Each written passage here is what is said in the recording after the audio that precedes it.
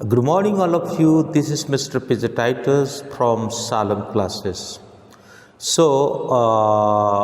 Students, yesterday we have discussed about act of 1 and 2. Okay, that was the act summary, act by summary, and previous already we have discussed the introduction part, and today we will discuss act 3 and 4 according to my promise what I gave you yesterday. So this video lecture is for especially Bardhaman Mahabir Open University students. Okay, but those students are studying in different universities and colleges. Okay, they can also get the benefit from this video lecture. But before starting this lecture, I would like to request you to subscribe this channel. At the same time, hit the bell icon. Okay, if newly you are watching or newly you are visiting my channel. Already I told you this is a historical drama. At the same time, it is a tragedy also. Okay, so this drama has been taken from the Roman history and comparing to that particular time, 16th century of England. Okay. Anyway, but I am not going to tell you about the introduction, but already I have given you the introduction, and through the introduction I told you everything.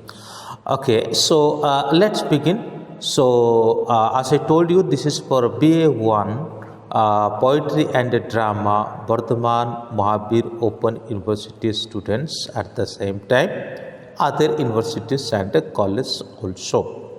Again, I request you, if newly you are visiting or watching my channel, please subscribe it and hit the bell icon also. In this act, we may see the murder of Caesar.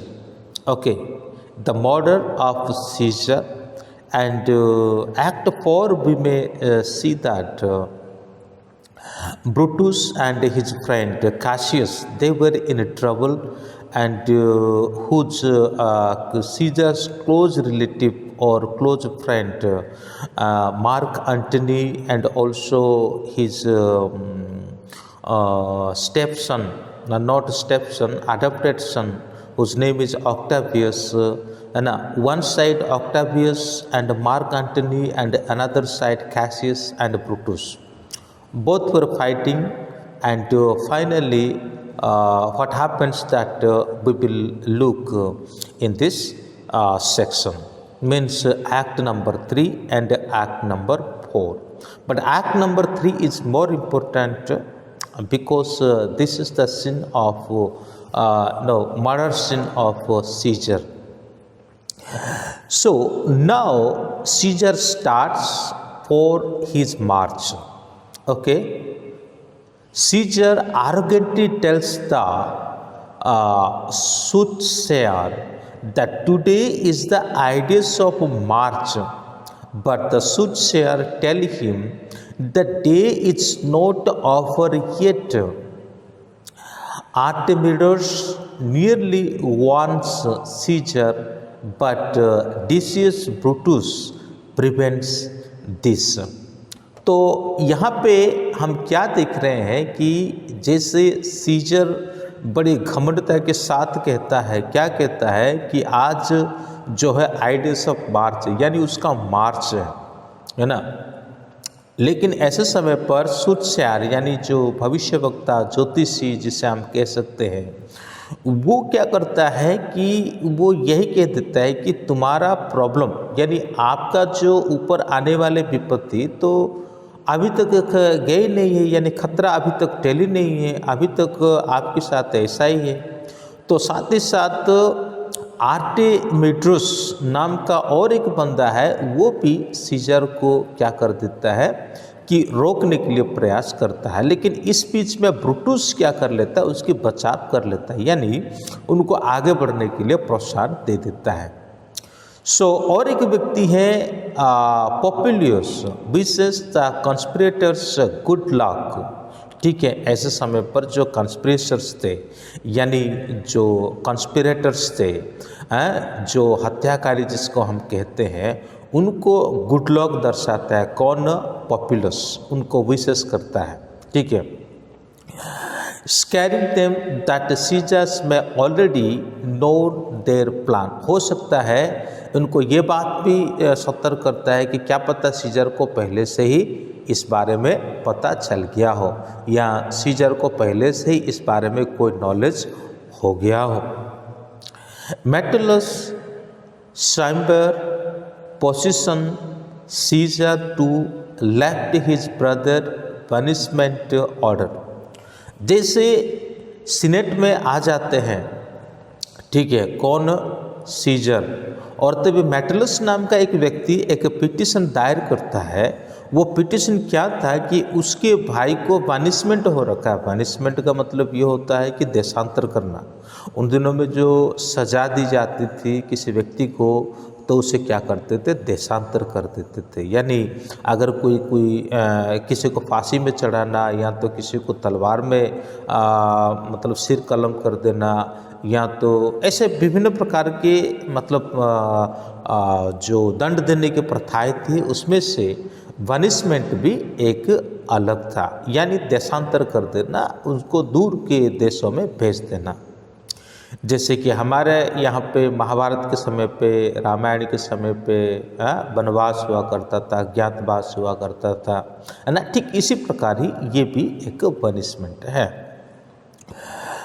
तो क्या होता है कि मेटुलस आता है petition को लेकर के उसके भाई के बारे में। फिर सीजर क्या करता है? Caesar refuse and the conspirators kill Caesar. Introduction part में हमने देखा था कि सीजर को किस प्रकार से मौत होता है। एक व्यक्ति पीछे से पकड़ता है, फिर एक के बाद एक सभी व्यक्ति छोरा भोंकने लग जाते हैं, है ना, उसके पेट में। तो इसी प्रकार से सीजर जैसे रेफ्यूज कर देता है किस बात को लेकर के? पनिशमेंट ऑर्डर को वापस लेने के ऊपर। और ऐसे समय पर जो घातक दल जो थे, है ना, हत्याकारी दल जो था, वो उसी को वहाँ पे क्या कर देते? हत्या कर देते हैं। तो ऐसे समय पर मार्क एंटोनी जो है, उन्हीं के बिल्कुल पास का व्यक्ति है, वो उनका दोस्त है। वो ऐसे समय पर क्या होता है? वहाँ से भाग जाता है, भागने में कामयाब हो जाता है। Mark Antony flees. Mark Antony pretend to treat Caesar's murder as friends. So Caesar का जो मर्डर था, उसको वो अपनी दोस्त का मर्डर ही समझ रहा था। हालांकि वो उसका दोस्त ही था, लेकिन उसको बहुत गहराई से इस बात को लेता है। He asked to speak at Caesar's funeral। Caesar का जो अंतिम क्रिया होता था, तभी वो कहते हैं कि Caesius think this is dangerous, Brutus disagreeing, let's Mark Antony speak at the funeral। तो यहाँ पे क्या होता है? जो funeral सर्विस था, funeral सर्विस का मतलब ये होता है कि अंतिम क्रिया के समय पर जब कब्रिस्तान में उसको कब्र करते हैं, है ना, गाड़ते हैं, उसी को funeral सर्विस कहा जाता है। यहाँ पर मार्क एंटोनी कुछ कहने लग जाता है। ठीक है, क्या कहता है वो? Mark Antony reveals his true hatred for conspirators. ये कंस्पिरेटर के सच्चाई के बारे में मार्क अभी उजागर करने लगता है। Octavius Mark Antonius Ali is remained safely outside of Rome. A little longer, Brutus and Cassius explained to the citizens of Rome why they killed Caesar, gaining their support। तो यहाँ पर हम देखते हैं कि लोग ऐसा होता है कि मार्क एंटोनी जो है, जिसको जो बोलना था वो बोल दिया। बोलने के बाद शायद कुछ समय के लिए अपने आप को छुपाने के लिए या अपने आप को सेफ रखने के लिए वो कुछ समय के लिए थोड़ा कहीं दूर की जगह में चले जाते हैं। तो ऐसे दशा पर सब कुछ अंतिम क्रिया वगैरह सब कुछ खत्म हो जाता है। खत्म होने के बाद ब्रूटस और काइसस क्या रोम के लोगों को समझाने लगते हैं। ठीक है। ब्रूटस क्या करते हैं और काइसियस जो है ये रोम के लोगों को समझाने लगते हैं कि भाई हमने इनको अगर हत्या किया है तो उसके पीछे इस प्रकार के कोई रीजन नहीं है, और हम तो ये चाहते थे कि रोम साम्राज्य में जो है हमारा जो साम्राज्य है ये एक डेमोक्रेटिक और रिपब्लिकन कंट्री है, और इसी को सीजर आकर के क्या करना चाहता था कि वो एक मोनार्की के रूप में इसको लेना चाहता था। ये तो यहाँ पर नहीं लिखा बल्कि उसी प्रकार से वो लोगों को समझाया। उनका एक्चुअली काइसियस और दूसरे लोग जो है वो सीजर के प्रति जलन रखते थे, लेकिन ब्रूटस यहाँ पे इस मर्डर में भाग लेता है सिर्फ इसी बात को लेकर के क्योंकि उसके अंदर देशभक्ति फूट फूट करके भरा हुआ था। वो जो कर रहा था उसे लग रहा था कि भाई मैं तो देश के लिए कर रहा हूँ, मैं और किसी के लिए नहीं कर रहा हूँ बल्कि देश के लिए कर रहा हूँ। ये चीज़ हम आखिरी में चल करके जब 5th नंबर का जो एक्ट होगा और उसी समय पर हम देखेंगे। तो यहाँ पे और एक घटना होता है कि जो कुछ समय के लिए ये मार्क एंटनी और उसका जो दूसरा दोस्त है जो इसका बेटा है, अडॉप्टेड गोद लिया हुआ बेटा है, ये फिर आ जाते हैं, ठीक है ना। ये आकर के यूजिंग द इमोर्टल वर्ड्स, यानी इमोर्टल यानी जो क्षय नहीं होता है, जो ख़त्म नहीं होता है, ऐसे एक पावरफुल स्पीच लोगों को देने लग जाते हैं। तो क्या कहने लगते हैं, friends Romans countryman lend me your ears. Mark Antony turns the citizen of Rome against Brutus and Caesius by making the citizen feel remorse for Caesar's cruel death and by bribing them with the news that Caesars will give each citizen money for his will.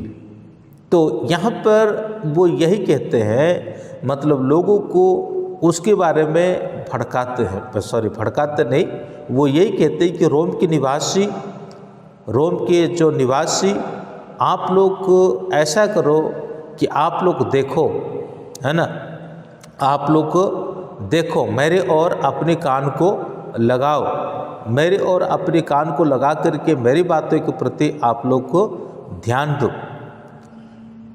वास्तव में इनको जो मारा गया है और ये गलत था इस प्रकार कहते हैं, और लोगों को और ब्रूटस के खिलाफ और कैसियस के खिलाफ क्या करते हैं कि लोगों को भड़काते हैं, और साथ ही साथ जो सिटीजन्स थे, है ना, जो नागरिक थे रोम के, वो सभी क्या करने लगते हैं कि एक पश्चाताप करने लग जाते हैं। किसके बारे में? सीजर का जो क्रूअल डेथ है, निर्दय वाली जो दर्दनाक मौत है, उसी के ऊपर वो क्या करने लगते हैं कि वे और दुख जताने लगते हैं, पश्चाताप करने लगते हैं। साथ ही साथ वो यही कहता है कि और सीजर को तो ऐसे बहुत सारी इच्छाएं थी इस रोम में करने के लिए, है ना, जैसे कि उसके धन का जो शेयर है ना, उसको भी लोगों तक देने का इच्छा था। ये सभी प्रकार के बहुत सारी बातें वो कहता है ना। Mark Antony use this fact to suggest Caesar was a great man who should not have been murdered। तो यहाँ पे यही कहा जाता है सीजर के बारे में कि सीजर जो है वो एक बहुत ही ग्रेट मैन थे, एक कोई साधारण व्यक्ति नहीं थे, एक बहुत ही मतलब अच्छे व्यक्ति थे, महान व्यक्ति थे, लेकिन अब इनको ही हत्या कर दिया गया, ये कोई अच्छी बात नहीं हुई है। The crowd now and angry crashed move go after the conspirators including Brutus and Cassius who flee in fear। जैसे भीड़ क्या करती है, जो कंस्पिरेटर्स थे यानी घातक दल थे, उनके खिलाफ एक मोर्चा लगाती है, उनके खिलाफ आवाज़ उठाती हुई जाती है उनको मारने के लिए। ऐसे समय पर ब्रूटस और कैसियस जो है वो दोनों डर से वहाँ से क्या करने लगते हैं, भागने लग जाते हैं, यानी वो डर के मारे वहाँ से चले जाते हैं, ठीक है ना, वो डर के मारे वहाँ से चले जाते हैं। A poet called China, who bears the same name as one of the conspirators, is killed by the angry mob, which shows Shakespeare's insight into senselessness of the mob mentality। तो यहाँ पे चीना नाम का एक पोइट के बारे में कहा जाता है, जो व्यक्ति ये वो पकड़ में आ जाता है, वो भी उस कंस्पिरेटर्स का जो ग्रुप है, उसी ग्रुप का वो भी एक सदस्य था, ठीक है ना, उस ग्रुप का वो भी एक सदस्य था। अब वो क्या करता है, मतलब वहाँ पे पकड़ में आ जाता है और आने के बाद उसको भी लोग क्या कर देते हैं, मार देते हैं। एक्ट 4 अभी हम देखें, already above paragraphs that was for act 3 and now just we look about act 4. So this is act wise summaries, not the real act. If I will read and translate the real act, so it may be go to 22 more than 20 parts, so that is why I'm going to limit it. Okay, so if you need any help, so you can make a comment that I can help you in a different way, whatever I can. So friends, my intention is not to make you entertainment, my intention is to make you understand. छोटे छोटे मतलब 5 minute का 10 minute का video को इतने बड़े drama में कैसे मैं आपको कह सकता हूँ, है ना। तो इसीलिए कई सारे पार्ट में होता है, तो मुझे आपको एंटरटेन करने का कोई उद्देश्य नहीं है, मुझे तो आपको एक रियल थीम को देना है, ताकि आप एग्ज़ाम वगैरह जैसे लिखोगे तो कम से कम आप अपने बुक्स को ढंग से पढ़ करके समझ लोगे, है ना। तो यही है मेरी उद्देश्य। तो चलिए आगे बढ़ते हैं। The triumvirs, Octavius, Mark Antony and Lepidus. तो यहाँ पे हम एक ग्रुप को देखते हैं, जो ग्रुप ऑक्टावियस का है। जो ग्रुप में Octavius, Mark Antony and Lepidus ये सभी जुड़े हुए हैं। Decide which of the conspirators shall live and which shall die. जो कंस्पिरेटर्स अभी यहाँ से भाग चुके हैं उनको मरना जरूरी है, इसी प्रकार एक डिसीजन लेते हैं और उनके खिलाफ जंग छेड़ देते हैं। मार्क एंटनी अश्योर ऑक्टावियस दैट, तो मार्क एंटनी एक आश्वासन देता है ऑक्टावियस को कि क्या है वो, Lepidus does not and will not over have any serious power. The two men start planning their attack on Brutus and Cassius forces. तो यहाँ पे काइसियस का और ब्रूटस का ऑलरेडी एक फोर्स बन चुका है युद्ध में लड़ने के लिए। तो ऐसे दशा पर क्या होता है कि मार्क एंटनी जो है उसी के जो फोर्स है उसको ख़त्म करने के लिए और ब्रूटस को ख़त्म करने के लिए पूर्ण रूप से वो प्लान कर रखा है और पूर्ण रूप से वो कर भी रहा है। Brutus learn that Cassius has finally arrived. Brutus को ये बात समझ में आ गया कि जो छावनी है ना, जहाँ पर ये लोग कैंप लगाए हुए, और वहाँ पे उसको मालूम पड़ गया कि कैसियस अभी वहाँ पे आ गया। Brutus is angrily with Cassius and Cassius saying he has done his friend no wrong। तो यहाँ पे कैसियस क्या कहता है, ब्रूटस बहुत गुस्सा हो जाता है, तभी कैसियस कहता है कि मैंने अपने दोस्त के लिए कोई गलत नहीं किया है। Brutus wanting privacy from his troops, उनके जो झुंड था, उनके जो ग्रुप था, ट्रूप्स यानी सिपाही के जो झुंड था, उनमें से वो कुछ प्राइवेसी चाहते हैं। Tells Cassius step into his tent where he will discuss the issue further। तो वो कहता है कि चलो भैया हमें थोड़ा सा प्राइवेसी चाहिए, हम चलते हैं कहाँ पर, टेंट के अंदर, और जा कर के कुछ विशेष और बात को हम विचार विमर्श करते हैं। Brutus angrily attacks Cassius first for contradicting his order to remove Lucius पेला फॉर टेकिंग ब्राइब। तो यहाँ पे किसी एक लूसियस नाम का किसी व्यक्ति को उन्होंने छोड़ दिया था। कौन? कैसियस कुछ ब्राइब लेकर के छोड़ दिया था। तो उसी बात को लेकर के वो गुस्सा होता है और थोड़ा आक्रोश होकर के उसका आक्रमण भी कर देता है। तो Cassius himself for his own dishonesty, और साथ ही साथ काइसिस जो है उसकी जो डिसऑनेस्टी था, यानी उसकी जो बेईमानी की बात कह सकते हैं, मतलब हॉनेस्ट नहीं था उसके प्रति, और लूसियस को छोड़ देने के प्रति वो थोड़ा गुस्सा व्यक्त करते हैं और उसे क्या करने लगते हैं कि उसे थोड़ा मतलब अटैक करने लगते हैं। Cassius is upset by this but eventually Brutus choose to forgive his friend. तो जैसा भी है, अब उसने उसको छोड़ दिया है, ठीक है। किसको छोड़ दिया है?